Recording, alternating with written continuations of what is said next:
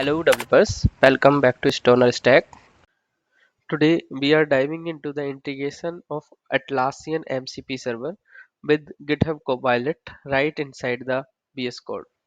This server is in beta phase right now, and on the official Atlassian MCP page you can see it offers range of features with the help of OAuth 2.1 authorization protocol like summarize and search with Jira and the Confluence, and creating and updating the pages with the natural language model, and the bulk processes like creating tickets in the bulk. It's also support multiple MCP clients, and there are several ways to connect those clients with the servers. We will explore how to do it with the VS Code step by step. We will open the setup guide for the IDs. This is for the desktop clients. The first step is checking our prerequisites. So I will quickly confirm the installed Node.js version and the npx if it is installed in Node from the terminal. Node version is perfect and npx is also installed. Now from these options, I am going for the option 2 because of the two reasons. First is this option 1 is very simple and I am going to create a separate video for that. And second, using the command palette lets you integrate most of the MCP clients available for the VS Code. From these configuration steps, we need to copy the server URL. Then go to the command palette, click on the add server, and here select which type of server you want to add. So this time we are adding the SSC server. So we have clicked on the HTTP. We have provided the server URL here and provide a server name. I'm giving Atlassian MCP. Press enter, and here you need to select which level you want to configure it. So I have selected the global level.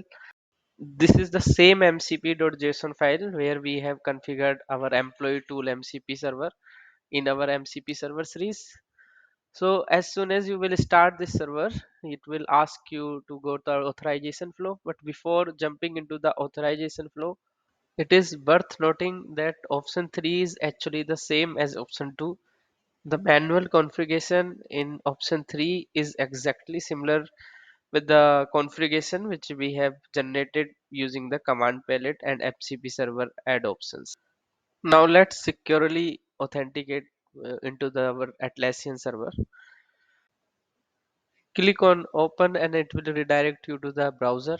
Here the products I have selected is Jira and Confluence. Click on the approve button, and here if you will notice it is a OAuth 2 flow from the URL, and select the server you want to go. Then verify the permission it is going to use for your account. Then click on the accept, and you will be redirected to the Visual Studio Code page, and click on the open Visual Studio Code.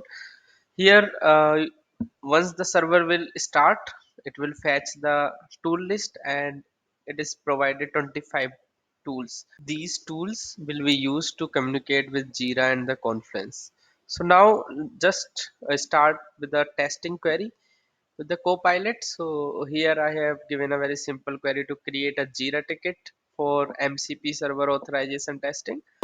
After doing a multiple calls, it came to the last call to create the Jira ticket. So for the create operation, it is asking my permission. I have provided it. So for a small task, this Copilot has done multiple calls with the MCP server. So you should be aware about the tokens and MCP servers are using while you are integrating it in your workflow. So the cost monitoring is also necessary. So now let's check out the our ticket is created or not. I have already copied the ticket number here, and as you can see, this ticket is created here and it is also assigned to me. So create feature is working fine. Now come to the update feature. So I have already created one Jira ticket where the label EAP is in the description, but I want to add that label into the proper label field of the Jira. I have multiple tickets where these labels are missing. So one of is BTS 9. So here also the same situation. The label field is assigned to none. Let's provide the prompt to update the tickets in GitHub Copilot. So I have asked it to update the label as EA app. So I have provided the permission for the entire session now. So in the output, if you will notice, it has updated 3 tickets. Let's verify all these 3 one by one. So these BTS 10 and 11, you can see from the dashboard itself, label has been assigned. For BTS 9, as it's a epic, it's not on the dashboard. So here also on the right hand side, label is assigned. Now, coming to the bulk operation feature of this MCP server. So I have provided the MOM of one of the meetings, and there are 3 tasks in this meeting. So now I have asked the AI assistant to analyze the notes and then create the tickets and also provide some labels and assign it to me if it's a development task. After multiple interaction with the MCP server, it has created the Jira tickets. So let's switch back to the Jira and check here. So here if you will notice, multiple tickets are created and some are assigned to me, which are development tasks, and some are assigned unassigned. So thank you for watching. Don't forget to subscribe and do comment on the video. Thank you.